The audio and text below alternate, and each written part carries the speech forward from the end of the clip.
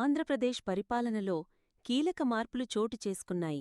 ముఖ్యమంత్రి చంద్రబాబు ఆదేశాల మేరకు రాష్ట్ర ప్రభుత్వం ఒకేసారి 11 మంది సీనియర్ ఐఏఎస్ అధికారులను బదిలీ చేస్తూ ఉత్తర్వులు జారీ చేసింది.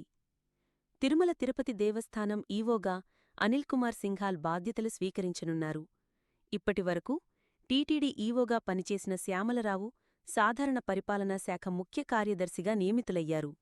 ఇక రోడ్లు భవనాల శాఖ ప్రత్యేక ప్రధాన కార్యదర్శిగా కృష్ణబాబు, రెవెన్యూ మరియు ఎక్సైజ్ ముఖ్య కార్యదర్శిగా ముఖేష్ కుమార్ మీనా, మైనారిటీ సంక్షేమ శాఖ కార్యదర్శిగా సిహెచ్ శ్రీధర్, అటవీ మరియు పర్యావరణ శాఖ కార్యదర్శిగా కాంతిలాల్ దండే బాధ్యతలు చేపట్టనున్నారు. గవర్నర్ ప్రత్యేక ప్రధాన కార్యదర్శిగా అనంతరాం, కుటుంబ సంక్షేమ శాఖ కార్యదర్శిగా సౌరభ్ ఘౌర్, ఢిల్లీలోని ఏపీ భవన్ రెసిడెంట్ కమిషనర్గా ప్రవీణ్ కుమార్, పరిశ్రమలు మరియు కార్మిక శాఖ కమిషనర్గా శేషగిరిబాబు, ఎండోమెంట్ రెవెన్యూ కార్యదర్శిగా హరిజవహర్ లాల్ నియమితులయ్యారు. ఇటీవలి రోజుల్లో సీఎం చంద్రబాబు అధికారులు పనితీరుపై సమీక్షలు జరిపిన విషయం తెలిసిందే. పరిపాలనలో వేగం పెంచేందుకు సమర్థులైన అధికారులకు కీలక బాధ్యతలు అప్పగించాలనే ఉద్దేశంతో ఈ మార్పులు చేపట్టినట్లు ప్రభుత్వ వర్గాలు వెల్లడించాయి.